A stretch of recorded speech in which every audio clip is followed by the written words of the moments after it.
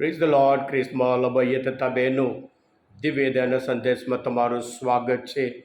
October 6 તારીખ ઉપાસ ચક્રમાં સામાન્ય કાળનો 27મો રવિવાર છે. આજનો શાસ્ત્રપાઠ સાંભળીએ. માર્કનો ગ્રંથ 10મો અધ્યાય બીજી કડીથી 16મી કડી સુધી. પ્રાર્થના કરીએ. હે પ્રેમાળ પિતા, આજના શાસ્ત્રપાઠ અમે મનચિંતન કરી પ્રાર્થના કરીએ છીએ કે આ સંદેશ સાંભળનાર એક કુટુંબ પર તમારી આશીર્વાદ વરસવાની કૃપા કરો. પ્રભુ, તમે પોતે આ પતિ પત્ની તમે ભેગા કર્યા છે, તેઓ હંમેશા તમારી ઉપર શ્રદ્ધા રાખી, વિશ્વાસ રાખી, પરસ્પર પ્રેમ રાખી, હંમેશા એકબીજા માટે જીવી, તમારા સંતાન તરીકે જીવી, એમના જીવન દ્વારા પ્રભુ હંમેશા તમારો જ મહિમા કરવી કૃપા કરો. આ પ્રાર્થના અમે અમારા પ્રભુ ઈસુ ખ્રિસ્ત દ્વારા કરીએ છીએ. આમેન. ખ્રિસ્તમાં ભાઈઓ બહેનો, એમ કહેવામાં આવે છે મેરેજ સ્વર્ગમાં રચાય છે અને પૃથ્વી ઉપર થોડાય છે. એ સત્ય છે. ખ્રિસ્તમાં ભાઈ બહેનો, જ્યારે માણસ અને સ્ત્રી સાથે રહીને જીવવા માટે નક્કી કરે, સમાજ એને અંગીકાર કરે, એને મેરેજ કહેવાય છે. અને એ જ મેરેજને પુરોહિત આશીર્વાદ આપે એ સંસ્કાર બને છે. દરેક કુટુંબ એક નાની ધર્મસભા એમ કરીને ધર્મસભા આપણને શીખવાડે છે.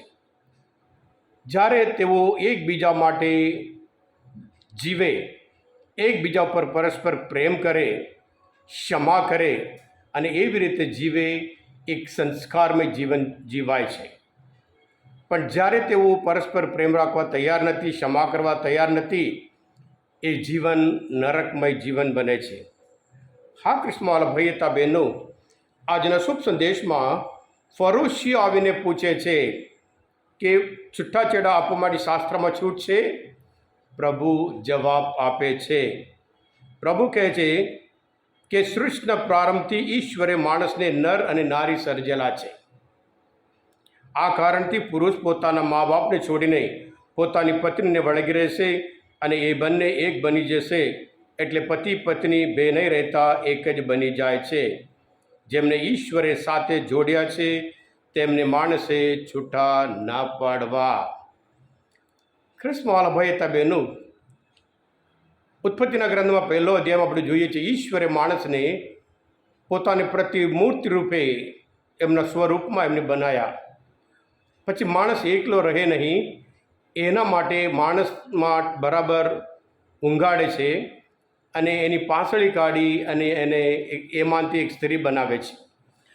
માણસને ખબર નહીં ઈશ્વરે કેવી રીતે આ સ્ત્રી બનાવી, અને સ્ત્રીને ખબર નહીં ઈશ્વરે કેવી રીતે આ સ્ત્રીને બનાવી.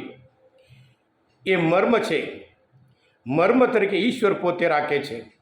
કદાચ માણસને ખબર પડી હોત મારામાંથી એને બનાવે છે તો હું મોટો એમ કરીને એનો વિચાર આવી જશે. કદાચ સ્ત્રીને ખબર પડે માણસને પાસળી કાઢીને બનાવવામાં આવ્યો હોય, હું બીજા નંબર છે એમ કરીને વિચાર આવે. એટલા માટે બંને વચ્ચે રહસ્ય તરીકે મર્મ તરીકે રાખે છે. ઈશ્વરની ઈચ્છા છે, બંને સરખા છે. હા કૃષ્ણવાલા ભાઈતા બહેનો, ઈશ્વર એક શક્તિ છે. શક્તિ દ્વારા ઈશ્વર માણસને જોડાવે છે. આપણે જાણીએ છીએ કોઈ પણ વસ્તુ બનવાનું હોય, બે ત્રણ વસ્તુ સાથે બને, એક અદ્ભુત વસ્તુ બને. ફૂલહાર બનાવવાનો છે, ફૂલ માત્ર ફૂલથી હાર નહીં બનતું, ફૂલ સાથે દોરી જોઈએ છે ત્યારે ફૂલહાર બને છે. મોબાઈલ એ આઈફોન હોય, ગમે તે ફોન હોય, એટલું મોંઘું હોય, એ એમને ચાલે નહીં. એના માટે ચાર્જર જોઈએ, અને ચાર્જર જોઈએ. ચાર્જર અને મોબાઈલ પણ નહીં ચાલે, ઇલેક્ટ્રિસિટી જોઈએ. આવી રીતે આ ત્રણેય વસ્તુ હોય તો મોબાઈલ ચાલુ કે એનો ઉપયોગ બને છે. અને એવી જ રીતે ઈશ્વર સ્ત્રી અને માણસને ભેગા કરે, અને ઈશ્વર પોતે એમને ભેગા કરે છે, અને ઈશ્વરને હંમેશા તેઓ સાથે રાખવાનું છે. જ્યારે એકબીજાના જીવનમાંથી આ ઈશ્વરને દૂર કરે, ઈગો એટલે એલિમિનેટ ગોડ આઉટસાઇડ, એટલે ગોડને આઉટસાઇડ રાખે, તેઓ સ્વાર્થી બને, ત્યારે એ લગ્ન ટકતું નથી. હા કૃષ્ણવાલા ભાઈતા બહેનો, આપણે બધા જ જાણીએ છીએ આજે મોટાભાગે લગ્ન મા બાપ ગોઠવે છે. યોગ્ય પાત્ર શોધી કાઢે છે અને પછી સંસ્કાર દ્વારા તેઓ નવું જીવન શરૂ કરે છે. અને આ યોગ્ય પાત્ર ક્યારે અયોગ્ય પાત્ર બને? જ્યારે એમનામાં ઈશ્વર ના હોય તો પછી એ અયોગ્ય પાત્ર બની જાય છે અને પછી દુઃખી એ લોકો જીવન છે. અને હજુ અમુક એવા છે કે મા બાપ શોધવાની જરૂર નથી, અમે પોતે શોધી કાઢીએ, અમે પોતે નક્કી કરીએ, જીવન મારું છે એમ કરીને પોતે શોધી કાઢે. અને ત્યાં પણ જ્યારે ઈશ્વર એમના લગ્નમાં ના હોય તો પછી જે અપેક્ષા હોય અને પછી પાછળ તેમને લાગે છે એકબીજાને છેતરે છે. હા કૃષ્ણવાલા ભાઈ હતા બહેનો, લગ્ન જીવન એક અદ્ભુત સંસ્કાર છે, ઈશ્વરની રચના છે, ઈશ્વર પોતે રચ્યા હોય. અને આજે આપણે સોશિયલ મીડિયા ઉપર કે ટીવી સિરિયલ બધું જોઈએ છીએ કે આ ઊંચા એ નીચા, અને ખાસ કરીને વધારે સ્ત્રી માટે આ જમાનામાં વધારે હક કે અધિકાર આપવામાં આવે છે કે આ હું મોટો, આ તો મોટો, હું વધારે કમાવું છું. જે દિવસ હું પણ આવી જાય તો પછી લગ્ન જીવન એ જીવી શકે જ નહીં. ઈશ્વર પોતે બંનેને સમાન બનાવ્યા હોય. માણસને ખબર પડ્યા વગર સ્ત્રીને બનાવ્યા, સ્ત્રીને ખબર પડ્યા વગર સ્ત્રીને માણસમાંથી બનાવ્યા. કારણ બંને સરખા છે, એ ઈશ્વરની ઈચ્છા છે.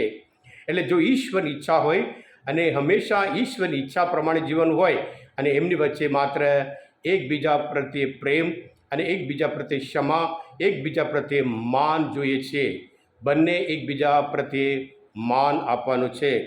હા કૃષ્ણવાલા ભાઈ હતા બહેનો, અમુક વર્ષ પહેલાં છૂટાછેડા એક રેર બાબત હોય અને પછી બધાને દુઃખ થાય કે ખાનગીમાં ગુપ્તમાં આમ કરે ખરી નાખે. આજે છૂટાછેડા ડિવોર્સ એક સામાન્ય બાબત, દુઃખની બાબત થઈ ગયું છે. લગ્ન થયા થોડા સમયમાં જ છૂટાછેડા, એકબીજા સાથે બનતું નથી, મન મેળ થતું નથી. આ ઈશ્વરને, જે ઈશ્વરે રચના કરી એના વિરોધમાં જાય છે. હા કૃષ્ણવાલા ભાઈ હતા બહેનો, આજે આ શાસ્ત્રપાઠ સાંભળતા, મનચંદન કરતાં આપણે હંમેશા ઈશ્વરને, આપણે દરેક કુટુંબમાં ઈશ્વર જોઈએ અને જોઈએ અને જોઈએ. અને પછી લગ્ન જીવનનું ફળ એ બાળક છે. બાળક ઈશ્વર આપેલા એ ભેટ છે. એને ઉછેર કરવાનું, ધર્મને માર્ગે ચાલવાનું, સંસ્કારમય જીવન જીવવા માટે મદદરૂપ થવાનું મા બાપની ફરજ છે. એટલે આજે બધા કુટુંબો માટે, એક કુટુંબ માટે પ્રાર્થના કરીએ કે બંને પતિ પત્ની એકબીજા માટે હંમેશા જીવે અને હંમેશા બીજા પ્રત્યે પ્રેમ રાખે અને નિસ્વાર્થ જીવન જીવે. એવી રીતે પ્રભુ આપણે ગૌરવ કર્યું છે, તમે દુનિયાના દીવા છો અને સાથે સાથે ઈશ્વરે આપણને જોડાયા છે અને એ પ્રમાણે જીવન નક્કી કરે. એક લગ્ન, એક અદ્ભુત લગ્ન, એક સ્વર્ગમય જીવન આ ધરતી પર તેઓ જરૂર જીવી શકે છે. હા કૃષ્ણવાલા ભાઈ હતા બહેનો, આ મનચંદન શાસ્ત્રપાઠ સમજવા માટે, પ્રભુનો વિચાર ઓળખવા માટે મદદરૂપ થયા હોય, તમે પોતે દિવ્ય દયાનો સંદેશ સબસ્ક્રાઈબ કરજો અને બીજા માટે પણ ફોરવર્ડ કરજો. કારણ તમે બધા આશીર્વાદિત છો, અભિષિક્ત છો. પ્રભુ ઈસુ, હું તમારામાં વિશ્વાસ રાખું છું. બોલો દિવ્ય દયાનો જય.